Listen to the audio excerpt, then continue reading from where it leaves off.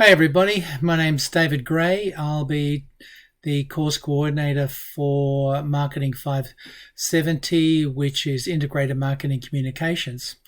Some of the things that I want to talk to you about during this quick overview of the course, just talk a little bit about myself, some of the learning outcomes, what we mean by marketing, what individual aspects we'll talk about of the study of integrated marketing communications, and what the assessment process is. So first of all, as I said, I'm David Gray. I'm an adjunct associate professor with Charles Sturt University. Just first of all, how would I describe myself? Look, I really think that I'm what's called a pracademic. So I have a PhD in marketing, plus I've worked in industry and business for the last 30 years. I published over 50 academic journals and conference papers in many of the leading marketing journals. I've had a lot of business experience, including education and management consulting. I've worked in senior marketing roles and market research previously. I've worked in many service industries, including financial services, insurance, professional accounting, and also in the building materials industry. So I've had a reasonably wide range of experience. Let's talk about some of the learning outcomes that we hope you will have achieved on completion of this course. Firstly, you'll be able to discuss the role of marketing communication. This is what this course is about, and see its role overall in the sphere of marketing. That you can evaluate the theoretical concepts, which also you can evaluate contemporary communication mix and elements contained, and that you can also critically evaluate marketing communications for a range of organisations, and then be able to apply those theoretical frameworks with a case study, which you'll be able to do towards the end of the course. Let's talk about marketing overall. So if we think about marketing, what is it? It's really an activity.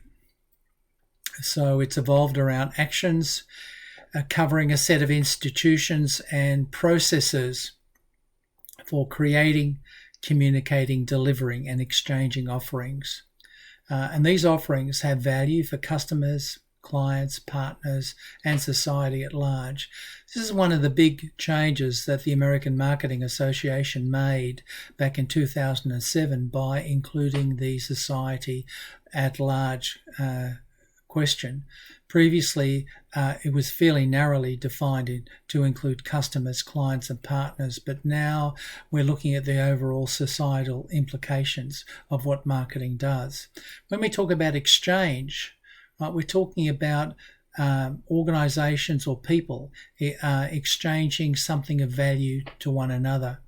That means that people give up something to the other party, and it's also a way of communicating with each other. So where does IMC fit in the marketing mix? So you can see the simple elements in a marketing mix are product, place, price, and promotion. And when we talk about brand communications, or as part of an integrated marketing communications program, there's an overlap between the brand communication process and product, place, and price. And so you can see that a clear distinctions between what product does. It looks at the design and development of performance. Place looks at distribution channels, and brand communication includes a whole range of aspects, including personal selling, advertising, promotion, point of purchase, direct marketing, and events. And also we see what's covered in the area of pricing, which could be psychological pricing or sales price value relationships. So you can see where promotion fits in and draws on each of the three other aspects of the marketing mix. Let's talk about what we mean by integrated marketing communications. We're talking about coordination of all of the promotional elements and other marketing activities to communicate with a firm's customers or stakeholders. And we're talking about the value added from a comprehensive plan. So in other words, the same way that you have a marketing plan, you would have an integrated marketing communications plan, which would form part of the overall marketing plan. The definition of integrated marketing communications, we're talking about it's a strategic business process. So that means it consists of inputs to the process, processes of communication, and then outputs, right? And this process is used to plan, develop, and execute an evaluated, coordinated, measurable, persuasive brand communications program over time. So look at the words coordinated. It has to be measurable. Otherwise, what's the point of doing it? You want to know what the results are. And it has to be persuasive, which it helps to change consumer behavior and or consumer attitudes, right? And it's dealing with customers, prospects, employees, associates, and other stakeholders.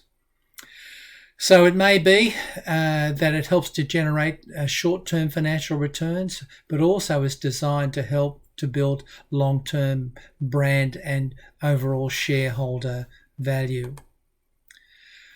Advertising has been around for a long time, and the example which I can talk about here is that of the publication of the philosophy of Epicurus, who lived from 341 to 270 BC. So Epicurus was a philosopher that talked about the focus on happiness. And what happened is that Diogenes, he came along and paid for the inscription of covering the philosophy of Epicurus to be carved on the walls of a stoa or covered walkway that probably once stood in one of the town's public squares. And this is the earliest example of direct advertising that we can find. So advertising has been around for a long, long time. It's only in the last 30 or 40 years that all of the tools have become integrated into an IMC kind of strategy. What are some of the things that you'll be studying? Okay, so over the 12 weeks of this program, we're talking about what we mean by IMC. We're talking about, in the first 4 weeks, we'll be talking about advertising, public relations, direct response, and promotion. So we'd like you to get an overall perspective of how each of the major functional areas work. Then we'll talk about the communication process and start to think about how you actually analyze a market through the situation analysis and understanding of consumer behavior. In the second half of the course, we'll start to think about strategic planning, how to develop a creative strategy, and then how to write an integrated marketing communications plan. And finally, there'll be the submission of that plan and the production of a short video. How are you going to be assessed during this course? Okay, well, it's split into a number of areas. First, there are a couple of quizzes. The first quiz focuses on chapters 1, 2, 13, 3, and 4. And this will be conducted, the due date is the 5th of August. Quiz 2 focuses on chapters 5, 6, 7, and 16. Now, essentially, we're looking at 8 or 9 chapters to focus on some of the theoretical aspects dealing with integrated marketing communications. Then the third assessment is you doing some research, picking a case study and developing a comprehensive IMC campaign program for a specific organization. And the fourth assessment is summarizing what you found, putting it into a presentation, and then producing a short video. So you can see how the four assessments, they build on each other.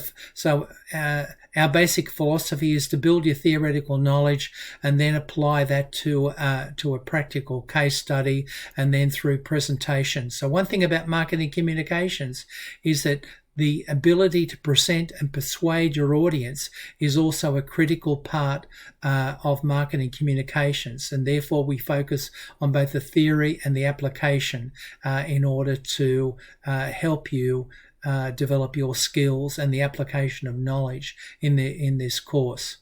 So again, I'd like to thank you for listening, and I wish all of you the best in undertaking this course, and I look forward to having some good discussions with you over the course. Thanks very much for listening. Bye for now.